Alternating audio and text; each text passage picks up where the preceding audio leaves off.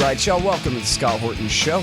I am the director of the Libertarian Institute, editorial director of antiwar.com, author of the book Fool's Errand, Time to End the War in Afghanistan, and I've recorded more than 5,000 interviews going back to 2003, all of which are available at scotthorton.org.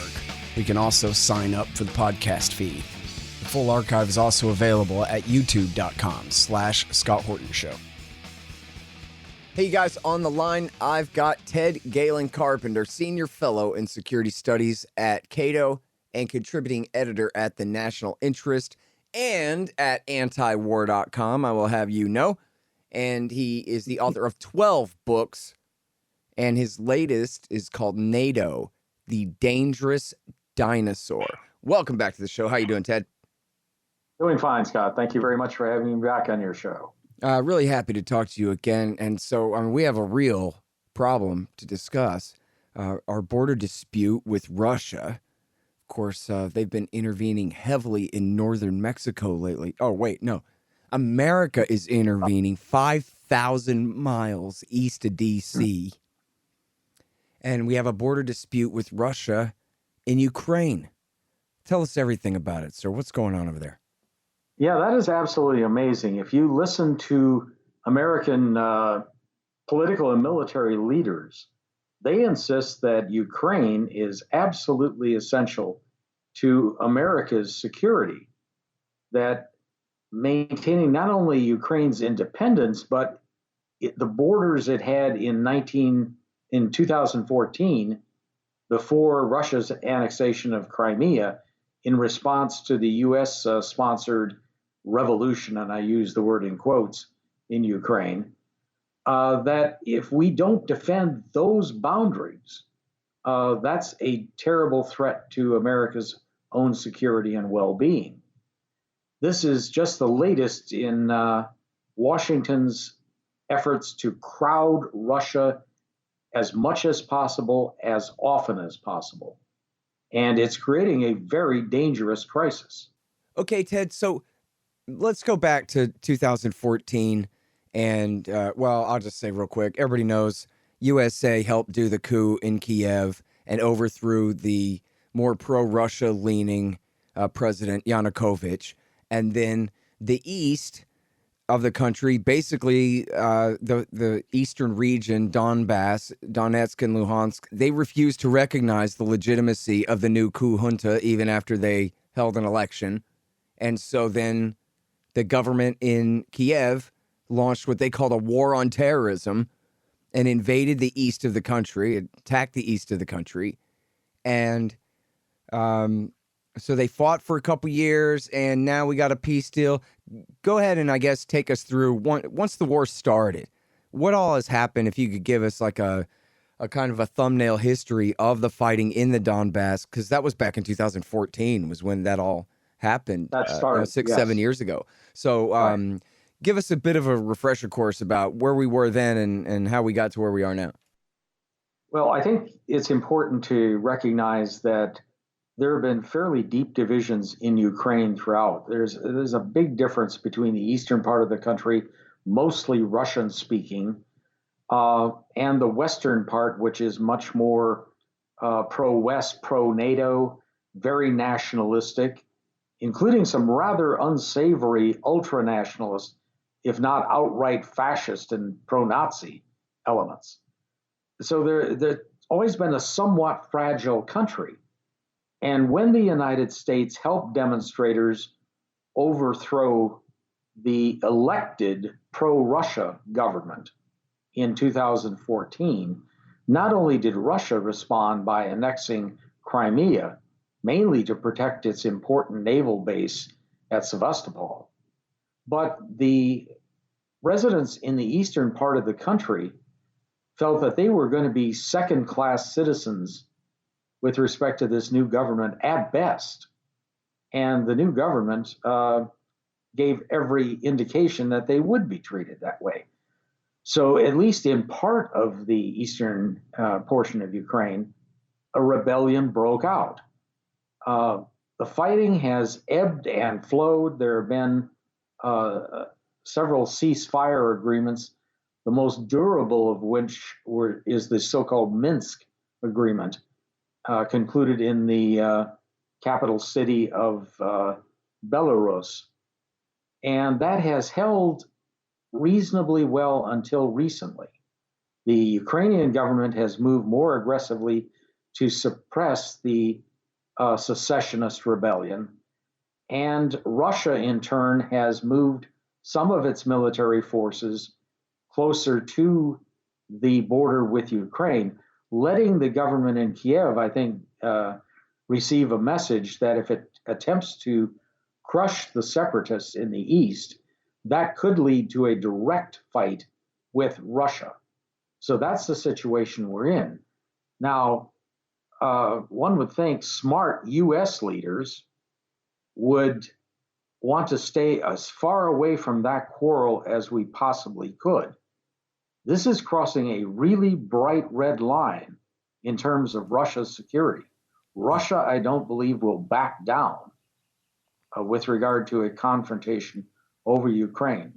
Russian leaders, and I don't think this is just true of Vladimir Putin, I think almost any Russian government would resist having Ukraine become a NATO forward staging area.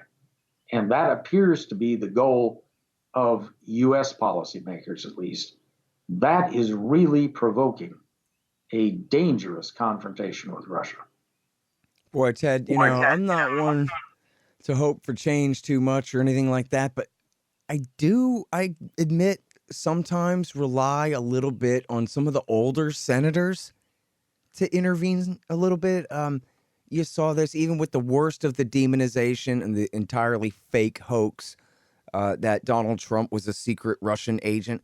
Even at the height of that, people like Dianne Feinstein would say things like, well, we still want to keep this nuke treaty, though, because that's important. And in this case, in fact, Biden did keep the New START treaty that Trump was letting expire, which is probably the single greatest thing that he's ever done in his lifetime so far. But it seems like there's a real lack of discussion here, or maybe too narrow of a discussion taking place inside the White House where everyone agrees about this, and no one is willing to say, well, come on, though. At the end of the day, if Russia invades Ukraine, we're not going to fight them because we could all die in that. And so mutually assured destruction and all that, right, everybody? It sounds like that part of the conversation is not taking place. It's just a bunch of people agreeing that, like, hey, this aggression will not stand, right? Well, I'm not going to be the weakest guy in the room, so yeah. And then they just go on from there? Is it really that simple? I think they're assuming that Russia will back down if the U.S. just takes a strong stance on behalf of its Ukrainian ally. And we ought to ask, just when did Ukraine become an ally of the United States? I mean, this is territory that used to be part of the Soviet Union. It certainly was not considered an important U.S. interest, much less a vital U.S. interest during the Cold War. But suddenly, apparently by osmosis, it became a vital interest of the United States in the current era against a much weaker non-communist Russia. That makes no sense for the U.S. to take that kind of risk to defend a country on Russia's border and to stir up trouble in that country, which is what the Obama administration did with its 2014 policy, is madness. But I really think they believe, the current crop of policymakers, the current crop of hawks in Congress on both sides of the aisle, they assume that Russia will back down, that there will be no war, much less a nuclear war, between the United States and Russia. If they're not assuming that, then they truly are adopting an insane policy, because the consequences would be horrific for everybody in both countries and beyond. Yeah, it seems like it's just, again, a symptom of this consensus I hate getting into this because it's just too abstract to me to seem like it's really so important. But I guess it really is, this exceptionalism where they have no idea how crazy they sound when they say the Russians are moving troops around right on Ukraine's border. In other words, they're moving troops around at Russian military bases inside Russia. Well, at the same time, they're saying, therefore, we're moving our defensive assets around in Latvia and Norway and Poland and the Black Sea. Huh? And we're the ones defending from Russian aggression? And, I mean, I guess it only sounds silly to you and me. And everybody else, they just take that for granted, that, of course, that's right. It's one of the most evident aspects of poisonous groupthink in Washington.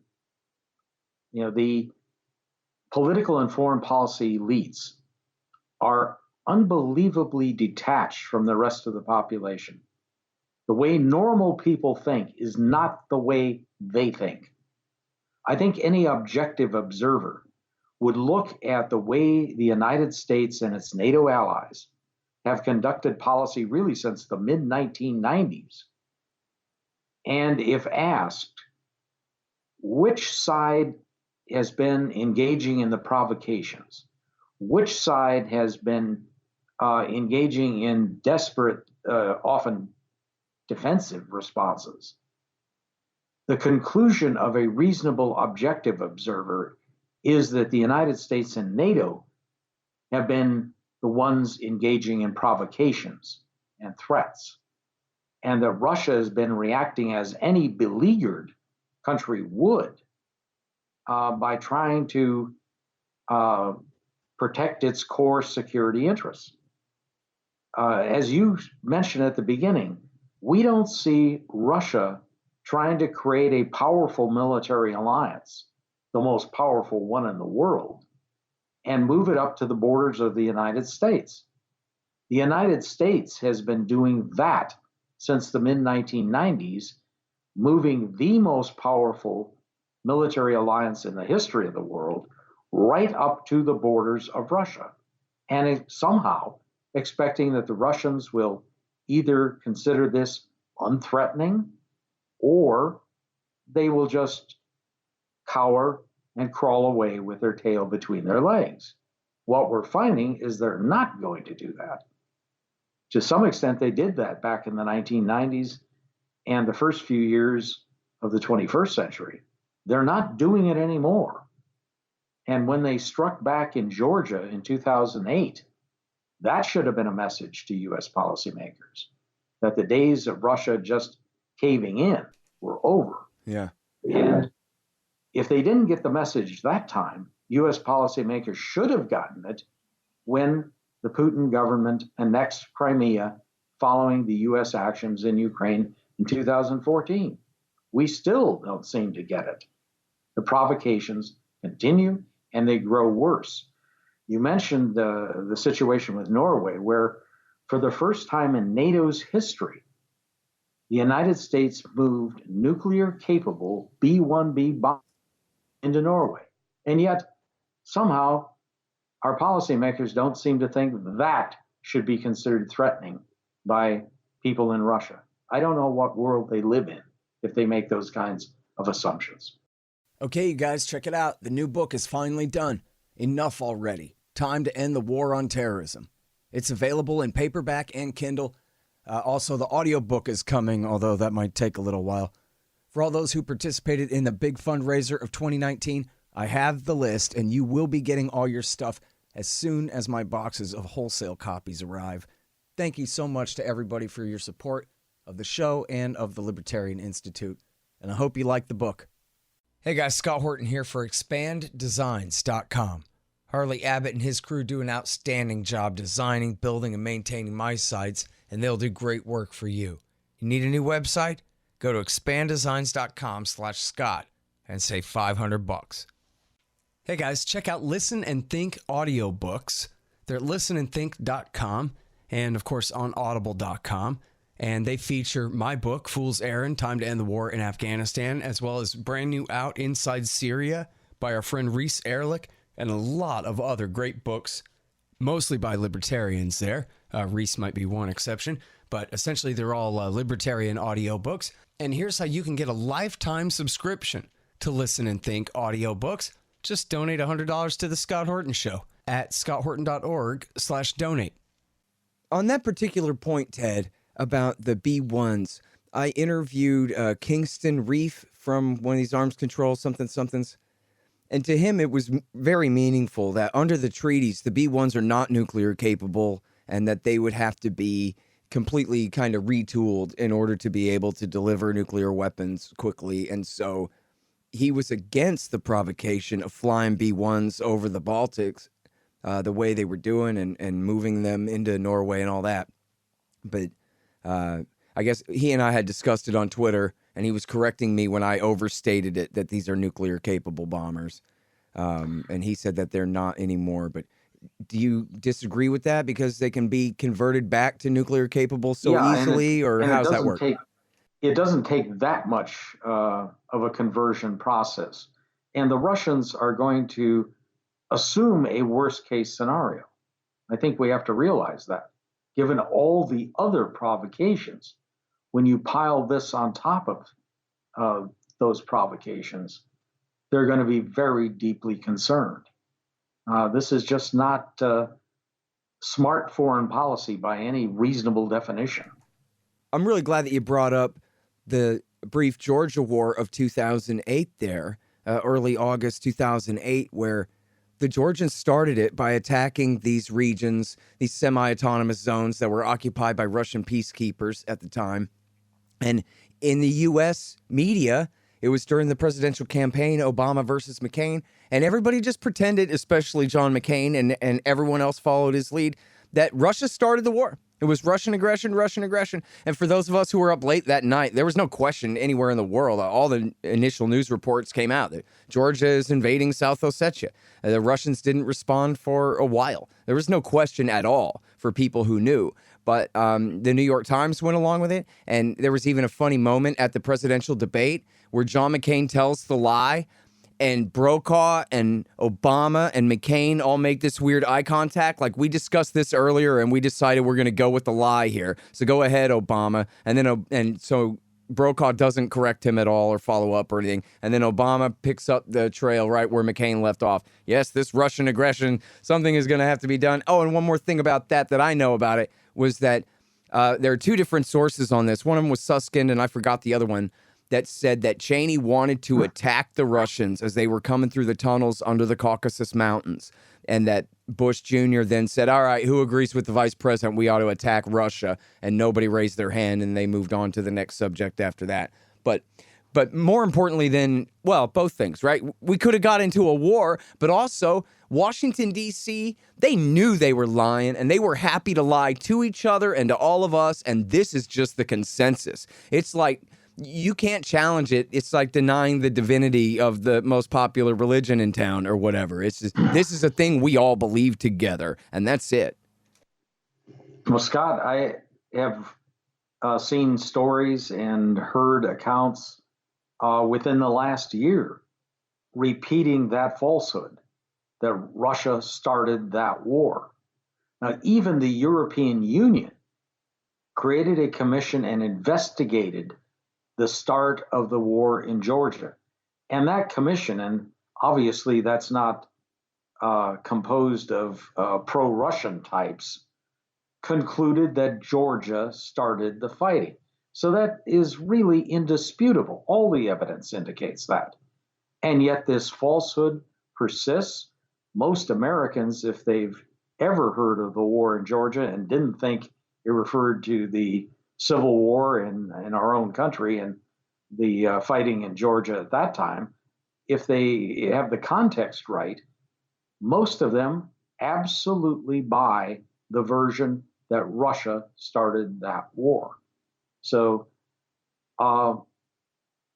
is this a matter of self-delusion on the part of our governing elite, or is it just a systematic campaign of deception? I think the latter is more likely. but certainly the falsehood persists, and surprisingly so. Hmm. Well, and that's the thing, is all these falsehoods add up to this pattern of aggression. Look at when Putin started the civil war in Syria. Remember that? Whichever the narrative is, they never have to concede their own role in kicking these things off. And then so they end up building an entire narrative of time after time after time, Putin is doing all of these terrible things, when actually he helped Obama avoid outright war in Syria, while at the same time he was twisting the Ayatollah's arm and telling him, I want you to sign this nuclear deal, and was actually being a good friend to America under the Obama government. Well, Putin started out, I think, trying to be as friendly as possible to the United States. You remember, following the 9/11 attacks, the Putin government gave the United States authorization to take military action against Afghanistan without any interference on Russia's part. Indeed, they facilitated the use of American military units, which they could easily have obstructed given their presence and given the influence they have over Central Asian countries bordering Afghanistan. They did nothing of the sort. The Russian government, in fact, proved to be very, very helpful. The point where Putin seems to break with the United States and NATO emphatically comes in 2007. That was his first warning shot when he spoke to the annual Munich conference on security. And he warned the United States and the West, you are provoking us again and again and again with the expansion of NATO, with so-called rotating deployments of U.S. military forces to the new NATO countries in Eastern Europe. The actions of the United States and NATO in the Balkans, going after the Serbian faction in Bosnia, and of course, amputating Kosovo from Serbia. And the United States and the other Western leaders were just oblivious to what he was warning, that Russia would no longer back down. Just matter of months later, the U.S. orchestrated this ad hoc coalition to grant Kosovo independence from Serbia. Again, a humiliating rebuke to Russia. And the U.S. State Department added insult to injury by then saying, well, this ad hoc effort to grant Kosovo independence, bypassing the UN Security Council and a likely Russian veto, that doesn't set any precedent. Why? Well, because we said it doesn't set a precedent. A few months later, I think Russia sent a counter message with its response to Georgia's military move, and it showed that, yes, we will enforce certain measures in our own neighborhood. We're no longer going to just give in to the United States and NATO. And relations have continued to deteriorate ever since that time. I think that was really the last chance in 2007, 2008 to repair relations with Russia. And U.S. leaders just spurned that opportunity. I'll tell you what, too, overthrowing the government in Ukraine twice in 10 years. You imagine how that looks to the Russians. And then, again, it was I don't think there's any dispute at all that it was the Kiev government that attacked the Donbass region for trying to declare autonomy from them. And even though the Russian, the Putin government did send special operations forces to help the, I guess they call them ethnic Russians. I don't know exactly how that works. I think they're all Slavs, aren't they? But anyway, to help the pro-Russian side defend themselves from the onslaught from Kiev, they voted to join Russia in a plebiscite, and Putin told them, yet, I don't want, that's a bunch. I think I forgot which experts it was. It may have been Eric Margulies who told me from the very beginning, Russia doesn't want the Donbass with its decrepit, completely obsolete old industries and its aging pension age population to add to their dole and all that. All they're trying to do is protect these people and not absorb them. And then that proved to be exactly correct. Oh, look, Moscow wants a security buffer, given NATO's constant advancement. And I think if the United States doesn't recognize that point, that Moscow will not allow a Western military client in Ukraine. Ukraine has to at least keep some distance from NATO. But Western leaders are, again, especially US leaders, are pushing for full-blown Ukraine membership in NATO. Putin and other Russian leaders have made it clear that will not be tolerated. And I think US leaders ignore that warning at not only their peril, but at our peril. This is crossing a bright red line as far as Russia is concerned. The United States needs to stop meddling in Ukraine. It is incredibly dangerous. All right. Well, listen, I think it's important to emphasize how lucky we are at antiwar.com that we have you and Doug Bondo, both real experts on this, writing for us now.